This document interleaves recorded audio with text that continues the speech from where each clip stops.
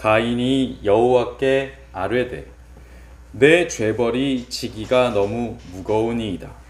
주께서 오늘 이 지면에서 나를 쫓아내시온즉 내가 주의 낯을 뵙지 못하리니 내가 땅에서 피하며 유리하는 자가 될지라. 무릇 나를 만나는 자마다 나를 죽이겠나이다.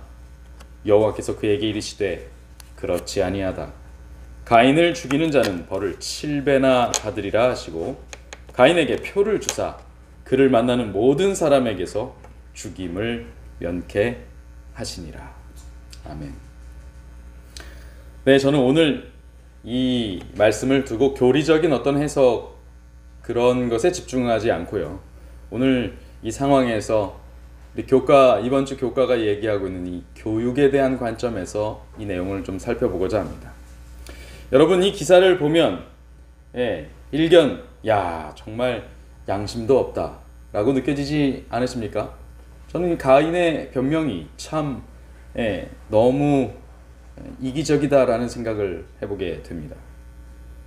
본인은 사람을 죽이고 그것도 형제를 죽여놓고도 추방당하는 벌조차도 순순히 받지 않으려 하는 이런 모습, 이런 비열한 모습, 도대체 어떤 교육을 받으면 이렇게 될 수 있는지, 어떻게 성장하면 이런 말을 이렇게 쉽게 할 수 있는지,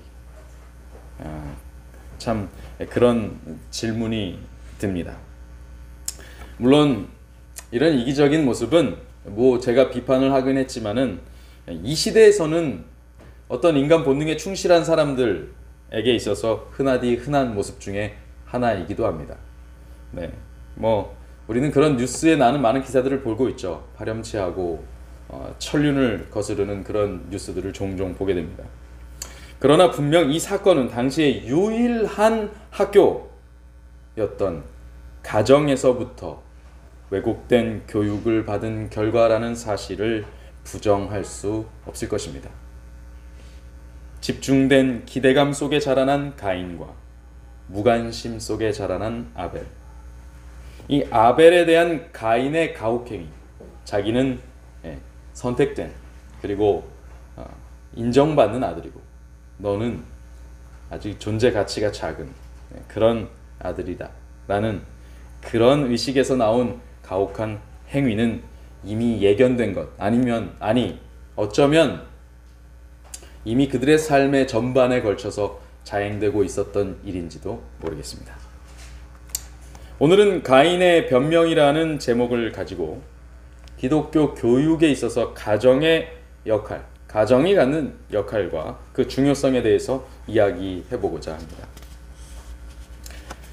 여러분, 첫 가정 교육이 이쯤 되면 제대로 이루어지지 않은 것 같죠? 좀 실패한 모습입니다. 어떤 실패가 있었는지 좀 알아볼까요? 첫 번째 실수는 기대와 실망입니다. 하와의 경우에는 창세기 3장 15절에 나오는 이 여자의 후손이라고 할 때 이 여자가 자기 자신이라고 생각을 했고 또 그가 낳은 첫 아들이 바로 그 예견된 선지된 그런 후손이라고 생각을 했었습니다. 그래서 그 아들을 낳았을 때 얻었다라는 이름을 지은 것이죠. 드디어 약속된, 예언된 그 후손이 나왔구나. 우리나라 말과 달리요. 이제 우리나라도 마찬가지입니다만 이 후손이라는 단어를 쓸 때 꼭 이 남성과 여성을 구분하지는 않잖아요. 근데 아들, 딸 하면 남성과 여성이 구분이 되죠. 그런데 히브리어는 단어 자체가 가지고 있는 성이 있습니다. 그래서 이 단어가 여성인지 남성인지를 그 단어를 사용하는 그 즉시 알게 돼요. 여기서 말하는 후손은 남성성을 갖습니다. 그래서 아들에 대한 것이 분명하게 나와요. 그 여자는 당연히 여성이겠죠. 그래서 자신과 그 아들에게 일치시켜 버린 것입니다. 그러나 여러분, 그 기대는 곧 무너졌습니다. 아들이 성장할수록 그의 맏아들, 얻었다 이름 붙인 그 맏아들 가인은 구원자로 등극하는 구원자로 등장하는 여자의 후손과는 관계가 먼 모습을 계속 보인 것입니다. 오히려 구원자라기보다는 망나니에 가까웠던 것 같습니다. 허무감이 밀려왔고 그렇게 둘째 아들의 이름이 허무, 아벨, 헤벨이 되고 마는 것이죠. 두 번째는 이것입니다. 희망이 없는 운명을 이제 인정해버리는 것일까요? 어쩌면 그녀 하와는 그때부터 상당히 염세적이고 비관적인 모습으로 삶을 일관했을지도 모르겠습니다. 밝은 에너지가 없는 어머니로부터 세심한 가정교육이 이루어질 리 만무하죠.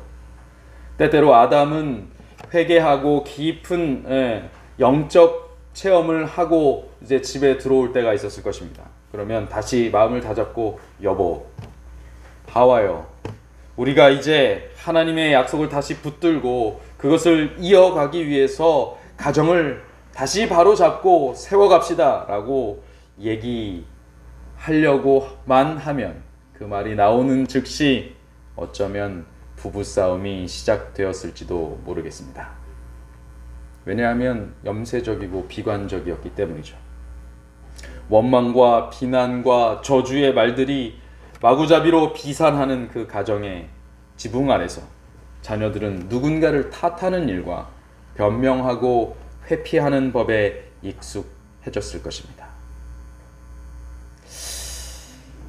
네, 결과는 어떻습니까? 가인에게 그런 상황들은 회복을 위해 분투하는 죄인들의 모습으로 보이지 않았습니다. 이 부모님들이 그런 모습을 보면 이 정말 지은 죄를 사죄하고 그것을 회복하기 위해서 막 애를 쓰는 모습으로 보이지 않았어요. 그가 본 교훈에 의해서 그에게 한 사람을 죽인 정도는 온 인류에게 죽음을 선고받게 한 그런 첫 인류의 죄에 비하면 그다지 큰 죄처럼 보이지도 않을 수 있었습니다. 나는 한 사람만 죽였을 뿐이고 당신은 온 인류를 죽인 것 아닙니까? 충분히 변명할 수 있는 것이죠. 그래서 자기의 죄과가 너무 큽니다. 내가 이 죄 벌을 지기가 너무 무겁습니다. 라는 그런 자기 동생을 쳐 죽이고도 이런 뻔뻔한 변명을 할 수 있는 것이죠. 변명하는 아이는 바로 그런 가정의 분위기에서 성장해 나온 것이었습니다. 자, 그럼 오늘날의 가정은 어떤가 한번 볼까요? 오늘날의 가정도 크게 다르지 않습니다. 부모는 살아가는 일에 바쁩니다. 나 자신을 세우고 가꾸며 동시에 자녀들을 먹여 살리는 일은 여간 힘든 일이 아닙니다. 처음부터 그러려고 했던 것은 아니지만 요즘 아이와 나누는 첫 인사는 식탁 위에 올려놓는 용돈이 대신합니다. 찬찬히 얼굴을 보고 눈을 마주치며 이야기한 일이 언제였는지 기억이 가물가물하죠. 자식들 잘 먹이고 잘 입히려고 일을 하고 돈을 번다고 말은 하지만, 자식의 행복을 위한다고 말을 하지만 솔직히 말하면 사는 게 버겁고 기르는 일은 더 힘든 것입니다. 내가 나 자신이 사라진 채로 살아가는 삶을 원망하는 게 싫어서 그냥 다시 일터로 향합니다. 그렇게 내 삶의 가치가 주객이 전도된 지 오래입니다. 이런 방임하는 가정 안에서 오늘도 아이는 정립되지 않은 삶의 기준으로 삶에 홀로 내동댕이 쳐집니다. 두 번째는 이것입니다. 내 아이는 소중하다. 세상 최고로 소중하다. 그래서 절대 나와 같은 삶을 살게 하지 않을 것이다. 왜냐하면 이 아이는 소중하기 때문이다. 작은 재능 하나, 작은 가능성 하나까지 절대 놓치지 않을 것이다. 이 아이의 제스처와 엥 하는 소리 하나에도 집중할 것이다. 아이의 흥미를 찾고 유발시켜서 반드시 세상에서 가장 행복한 삶을 사는 아이가 되게 만들 것이다. 그럼 그렇게 집중하는 부모가 놓친 게 딱 하나 있는데요. 그게 뭔지 아십니까?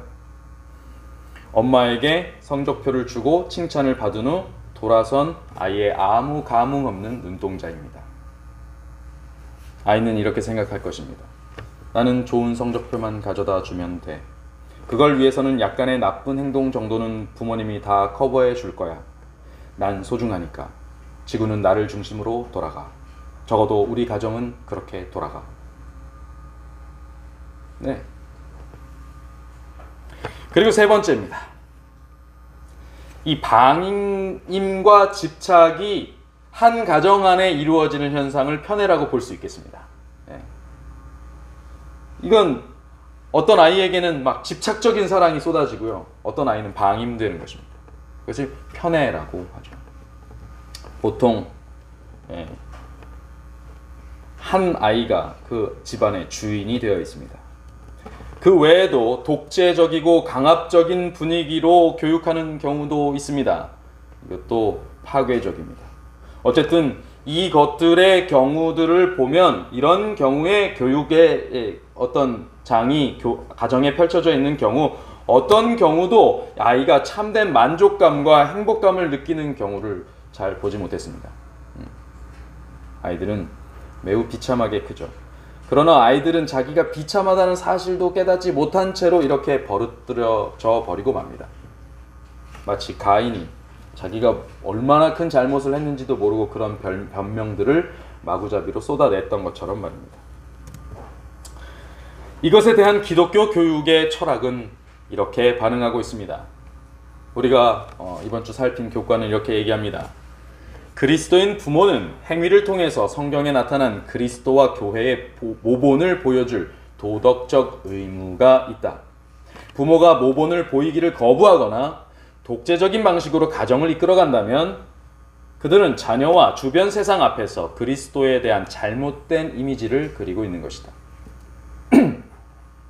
기독교 가정이고 그리스도인 가정이라고 하는데 예수님을, 그리스도를 잘못 보여주고 있다면 그것은 뭔가 큰 오류가 있는 것이겠죠. 그것을 잘 보여주는 게 중요하다는 것입니다. 많은 사람들은 자녀들이 좀 더 나이가 들면 매우 조심스럽게 그 잘못을 억제하고 바른 길로 교육할 수 있으리라고 생각한다. 그래서 자녀들의 초기 생애에 해야 할 의무를 소홀히 한다. 그러나 이 일을 하기 가장 좋은 시기는 자녀들이 어린 아기로 그들의 팔에 매달려 안겨 있을 때이다. 부모들이 자녀들의 응석을 다 받아주고 비위를 맞추는 것과 그들을 학대하는 것, 그것은 둘 다 올바르지 않은 것이다. 여러분, 요새 이제 자녀들의 그 인권을 존중하고 말이죠, 굉장히 자존감을 세워준다고 하는 미명하에 아이들이 이렇게 그 응석을 다 부리고 규모 없이 행동하는 것, 그리고 오히려 가정의 주인이 되어가지고 주인 노릇을 하려고 하는 것, 그 아이들이 어떤 적정한 선에서 판단력이 있는 이런 그 사람이 아니잖아요. 아직 완숙해진 인격을 가진 사람이 아니란 말입니다. 그들에게는 지도가 필요하고 교육이 필요한 것이죠. 그런데 그것을 하지 않는 것, 이것은 학대나 다를 바 없다. 둘 다 똑같은 것입니다. 부모들은 자녀들이 아주 어렸을 때에 그들을 가르치고 훈련시켜서 그리스도인으로 만드는 것을 그들의 목표로 삼아야 한다. 여러분, 기독교 교육의 목표가 뭔지 지난주에 우리가 나눴어요. 사람에게 있어서 하나님의 구원을 배우는 지식을 가르치는 것입니다. 이것이 첫 번째 목표예요. 물론 과학, 수학, 언어 이런 거 가르치는 것도 중요한 일이겠지만은 그것은 기독교 교육의 제1 목표를 이루기 위해서 필요한 몇 가지 수단에 불과합니다. 물론 거기도 길이 있을 수는 있지만 목표는 아니라 이것은 수단들입니다. 그들은 이 세상 왕국의 보좌를 상속할 후계자가 아니라 무궁한 세월을 통하여 다스릴 하나님 나라의 왕들로 교육받도록 어머니에게 위탁되었다. 어머니의 교육은 2번, 3번 더 강조해도 부족함이 없죠. 아무리 요즘 맞벌이라고 해도 그래도 자녀가 어머니하고의 애착 관계가 아버지보다는 더 분량적으로나 질적으로 많은 것 같다는 생각을 하게 됩니다. 친밀하게 잘 놀아주고 그 가족을 지키는 것과는 또 다른 문제가 있습니다. 아주 세심하게 가르칠 책임이 어머니에게 또 있죠. 물론 이것이 아버지에 대한 의무를 소홀히 하라는 말은 절대 아닙니다. 여러분, 사실 이런 대부분의 가정과 부모들은 이런 말씀을 들으면요, 아마 마음이 갑갑해지실 겁니다. 자괴감이나 또 혹은 좌절감을 맛보게 될지도 모르겠습니다. 교육에 몰입하고도 또 열심히 살아왔는데도 결과가 고작 이것인가 생각되는 일들이 우리 주변에 많이 있지 않습니까? 또 한편으로는 자기 자신도 경험해 보지 못한 그런 따뜻한 관심과 넉넉한 투자, 이거를 나도 받아보지 못했는데 어떻게 베풀 수 있을까 하고 좌절감이 드는 거예요. 어쩔 수 없는 결핍 가운데서도 불평이 없고 풍족한 삶을 누릴 때에 그것을 만족하며 감사할 수 있는 그런 자녀를 만드는 일은 참으로 요원하고 불가능해 보이기만 할 때가 많이 있습니다. 우리가 원하는 것은 그것이지만 그게 마음처럼 되지 않죠. 그런데 여러분, 정말 불가능한 것일까요? 허무와 절망 그리고 공포가 범죄한 인류에게 주어진 운명의 전부였나요? 아니죠. 절대 그렇지 않습니다. 하나님께서는 우리를 회복시키기 위한 완벽한 계획까지 준비하셨습니다. 그리스도를 통해서 또한 그것을 완성하셨습니다. 기독교 교육은 바로 그러한 하나님의 계획을 그 철학적 기초로 하는 교육입니다. 그러면 이토록 완벽하게 마련된 계획에도 불구하고 우리가 이러한 생각과 현실에 계속 사로잡혀 있는 것은 무엇 때문일까요? 저는 이렇게 생각합니다. 첫 번째, 우리가 속한 사회가 그러한 교육 목표를 지향하는 제도를 다 갖추고 있지 않기 때문이다. 그래서 우리 아이가 학교를 다니고 우리 아이가 학원을 다니고 우리가 교육의 어떤 공교육에 맡기려는 그런 모든 제도 가운데 그런 기독교 교육의 철학이 같이 철학적 그 목표가 이렇게 수렴되어 있지 않다라는 것이죠. 이것은 정말 안타까운 일입니다. 그래서 우리가 삼육학교를 보내고 이렇게 하려고 노력들을 많이 합니다.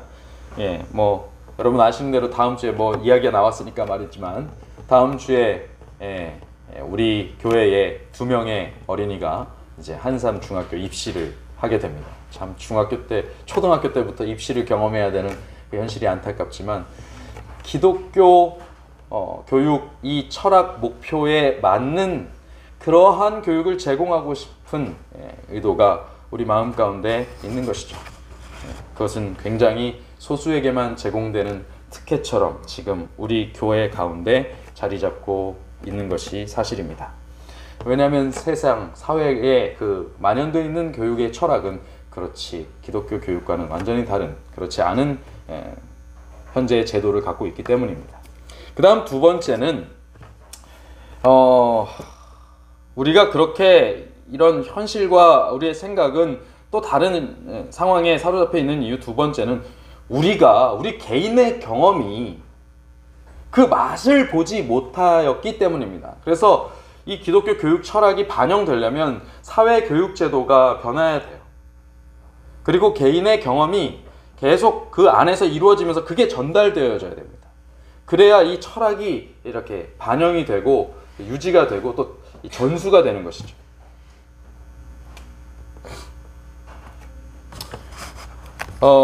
저는 이 중 두 번째 이유를 사실상 가장 중요한 문제로 생각하고 있습니다.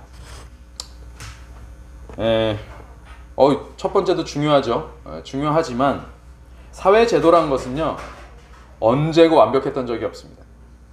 물론 인성도 완벽하지 않지만 사회제도가 완벽하지 않은 것을 비판하자면 끝도 없다는 얘기예요. 그리고 그것을 고치는 것은 더 어려운 일입니다. 우리는 대부분 그 분야의 전문가나 권위자가 아니죠. 여기 교육계에서 어디 좀 목소리 좀 낼 수 있는 자리에 계신 분이 몇 명이나 계십니까? 우리 교단을 통틀어서 몇 분이나 계실까요? 그렇게 그 분이 계시다고 해서 그게 또 바꾸는 게 쉬울까요? 아니요. 교육 문제는요, 정말 치맛바람, 바짓바람이 엄청나게 부는 것입니다. 그리고 유행과 그것을 엄청 타요. 이것을 다 반영하고 수렴하면서 이걸 고치는 것은 쉬운 일이 아닙니다. 그러나 우리 모두는 하나님의 자녀입니다. 하나님께서 그 자녀에게 주기를 원하실진데 우리 모두는 무한하신 분으로부터 공급되는 행복을 맛볼 수 있고 그것을 동력을 삼아서 우리가 속한 가정에 그 에너지를 나누어 줄 수도 있습니다. 다시 말하면 개인은 하나님과의 관계 속에 그것을 경험할 수 있다는 것이죠. 사회가 바뀌는 것은 먼 얘기지만 나 자신이 그것을 경험하는 일은 가까운 일이라는 것입니다. 자, 그럼 이 둘째 이유를 해결하기 위해서 우리가 어디서부터 접근하면 좋을까요? 이제 가능성이 있는 일을 찾긴 찾았습니다만 그것도 역시 쉬운 일은 아닙니다. 여러분 자신이 마음대로 되십니까? 그것도 어려운 일이죠. 저는 이런 질문을 좀 던져보게 됩니다. 제가 최근에 우리 한삼중 입시생 공부를 시키다가 이 질문을 던졌어요. 마냥 철없이 그냥 가르치는 공부, 거기에 나오는 답을 딸딸 외우는 공부를 하다가 문득 그 아이도 생각에 잠기게 되었던 것 같습니다. 바로 이것입니다. 너 예수님하고 친해? 여러분, 우리는 많은 얘기를 할 수 있어요. 구원 받으셨습니까? 안식일 잘 지키십니까? 오늘 교회 가셨습니까? 얘들아 준비해서 다 예배 앉자. 얘기를 할 수 있어요. 다 관리합니다. 아침에 기도했고 밥 먹을 때 기도했고 또 나 악을 범하지 않았어요. 근데 정말로 내가 예수님과의 개인적인 관계에서 친한가? 라는 질문으로 들어가면 이거 약간 전혀 새삼스러워집니다. 여러분, 친하다는 것은 그저 어떤 규정을 지키는 것과는 다릅니다. 우리 이제 남은 교회라고 하는 우리가 하나님의 계명과 예수의 증거를 가졌다고 해서 하나님의 계명을 지키는 어떤 그런 것에 많이 관심을 가지고 있어요. 그런 것 자체가 하나님과 친해질 수 있는 하나의 길이 될 수는 있습니다만, 근데 여러분, 하나님께서 우리에게 요구하시는 구원이 그것이 하나의 길이고 안내자이긴 하지만은 궁극에 이르는 근본 목표가 아니에요. 근본 목표는요, 그 조항은 무지기수로 바뀔 수 있어요. 이렇게도 나오고 저렇게도 표현될 수 있습니다. 그러나 바뀔 수 없는 것 한 가지가 있는데 그것은 무엇이냐면 그것은 우리가 우리의 속에 하나님의 형상을 회복하고 하나님과 함께 더불어 교제할 수 있는 존재가 되는 것입니다. 하나님과 더불어 교제하는 상태에 이르는 것입니다. 하나님은 우리를 부르실 때에 야, 너 내 옆에 와갖고 규정 제대로 지키고 앉아있어. 이렇게 얘기하지 않으세요. 나와 함께 먹고 마시고 즐기자라고 말씀하십니다. 나와 더불어 살자고 얘기하시는 거죠. 친하지도 않고 가깝지도 않은 사람하고 더불어 살을 부대끼며 같이 살아갈 수 있겠습니까? 여러분, 정말 우리는 예수님과 더불어 살 준비가 되었습니까? 이것이 어쩌면 우리에게 있어서 궁극적인 질문의 하나인지도 모르겠습니다. 우리가 왜 가정에서 교육이 어려운가? 우리가 왜 가정에서 보본을 보이는 것이 어려운가? 그것은 사실은 사회 제도가 안 받쳐줘서가 아니라 내 자신이 하나님과 친하지 않기 때문이다라는 것입니다. 그래서 내가 내 자신이 하나님을 경험한 것이 없으니까 내가 실제로 하나님을 어떻게 드러내야 될지를 모르는 것이에요. 보여줄 것이 없는 것이죠. 이것이 큰 문제, 아니 근본적인 문제인 것입니다. 우리가 관심을 갖고 시간을 들이는 그것이 내 삶에서 가장 중요하게 되는 것은 당연한 이치입니다. 지금 나 자신이 가장 많은 시간을 들이고 있는 대상은 무엇 혹은 누구입니까? 여러분, 예수님과의 소통에, 하나님과의 교제에 시간을 들이고 있나요? 얼마나 들이고 있나요? 모든 문제를 해결하는 답은 사실 여기에 있었습니다. 여러분, 첫 번째로 가정에서 자녀들과 시간을 많이 보내십시오. 배우자와 시간을 많이 보내십시오. 그들과의 관계가 어렵다면 내 대화가 일방통행이 아닌가 한번 생각해 보십시오. 정보 전달만이 교육이고 대화가 아닙니다. 뒤틀린 관계에서는, 뒤틀린 감정에서는 정보도 뒤틀려서 전달됩니다. 같은 말도 다르게 전해지죠. 여러분 제 말을 한번 보세요. 사랑해 하는 거가 사랑해 어떠십니까? 같은 말이지만 전혀 다르죠? 네, 제가 전혀 다른 감정으로 전달했기 때문이죠. 예, 저희 집사람에게 저는 첫 번째로 전달합니다. 네, 네 하나님, 네, 제가 좀 당황했네요. 자녀가 잘 되길 바라는 부모의 마음도 올바른 관계를 통해서만 올바르게 전달될 수 있죠. 관계가 틀어져 있으면 아무리 자녀를 걱정하는 마음이 있다 해도 자녀가 그것을 그렇게 받아들일 수 없죠. 하나님과 시간을 보내십시오. 하나님과의 관계에서는 그 반대 현상이 일어납니다. 자녀들과의 관계에서는 우리의 말을 제대로 전달하지 못해서 감정이 상해 있는 상태가 안 되게 하기 위해서 지킨다면, 이제 반대로 하나님과의 관계에서는 여기서는 우리의 사유가 더 많아요. 우리의 책임이 더 큽니다. 하나님의 말씀 순종하는 것이 자꾸 잘 안 되고 그 말씀이 의심이 든다면 그건 나의 태도를 또 의심해야 됩니다. 네, 자녀와의 관계 혹은 배우자의 관계에서 뭐가 잘 틀어지면 나를 의심해야 되죠. 네. 근데 하나님과의 관계에서는 하나님을 의심해서 되는 일이 아닙니다. 이렇게 전달이 되더라도 그때 내 상태를 의심해야 돼요. 소통할 시간이 없다고 빼는 것도, 마음이 없는 것도, 뒤틀린 관계를 유발하는 것도 사실 우리 편에서 시작되기 때문입니다. 하나님은 끊임없이 다가오시고 끊임없이 모든 것을, 우리를 건지시기 위해서 모든 것을 다 제공하셨습니다. 다 버리셨어요. 하나님의 말을 제대로 들어보지도 않고 다 아는 것처럼 행동하는 것은 우리입니다.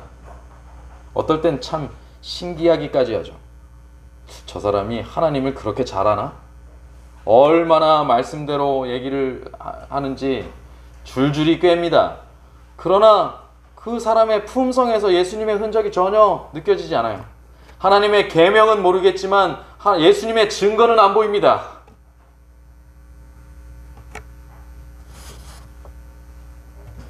전혀 감흥이 없죠. 가인과 하나님을 한번 살펴보죠. 가인이 보인 태도, 그것은 온전히 사단으로부터 오는 것이었습니다. 이미 죄의 종이 되어서 그 자신의 통제권을 넘겨버린 그 부모들을 이용하는 것, 그것은 사단에게 너무나도 쉬운 일이었습니다. 간단한 일이었죠. 그래서 결국 사단의 정신이 그 가정을 지배하고 말았어요. 그래서 만족도 없고 용서도 없고 자비가 없는 대신에 책임을 전가하고 절망 속에서 괴로움만 가득했던 그 가정에서 가인은 그런 태도를 보일 수밖에 없었죠. 변명하고 핑계하고 자신의 잘못을 축소시키고 도피하려고 하는 것입니다. 하나님께서는 절대 이 같은 행동을 가르치신 적이 없습니다. 하나님은 잘못된 그 순간에 이미 잘못될 것을 준비하신 계획을 선포하셨습니다. 그것을 회복시킬 계획, 인류의 모든 죄악과 그 결과를 회복시킬 계획을 어떻게 세우셨냐면 그 모든 것을 자신이 떠안고 자신이 책임지실 계획으로 세우셨어요. 누구인가 책임을 전가시키고 부정적이고 절망적인 얘기를 쏟아내지 않으셨습니다. 사는 얘기를 하셨어요. 그것을 뒤틀어서 자기 마음대로 해석하고 그 다음에 그게 뜻대로 안 되니까 절망하고 한 것은 사람의 문제였습니다. 실제로 진실로 하나님과 친하지 않기 때문에 벌어진 오해였던 것이죠. 만약 가인이 하나님과 친했다면, 그분과 대화하기를 즐겼다면, 알맹이가 빠진 제사를 드릴 자의적 판단 같은 것은 하지도 않았을 것이고, 비열한 변명으로 동생을 죽이고도 도피하게 만드는 그런 비참한 불행 같은 것은 나오지 않았을 것입니다. 여기 부모된 자들이시여, 여기 가정을 이제 독립해서 살아가는 자들이시여, 하나님의 은혜를 맛보러 갑시다. 그분께 가까이 다가갑시다. 그분께 가까이 가기 위해서 큰 돈, 큰 행사, 큰 사건 그런 거는 필요 없습니다.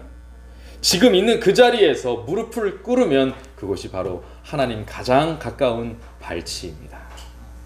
조금 여유가 있다면 가정의 각 구성원들이 그 한 자리에 모일 수 있는 기도터를 마련하고 거기서 하나님을 향한 제단을 쌓는 것, 그것도 좋은 일이겠습니다.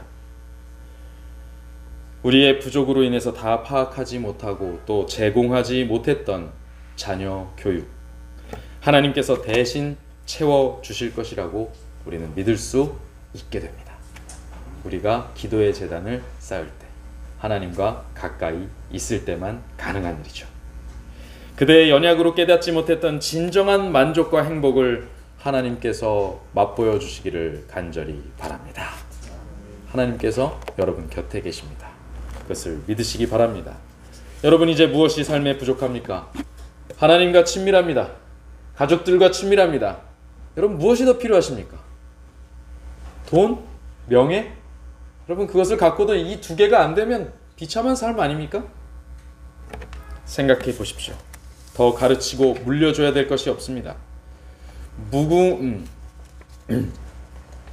물려줘야 될 것이 없습니다. 네. 그래서 여러분들께서 이제는 더 하나님과 가까워지시는 일에 집중하게 되시기를 바랍니다.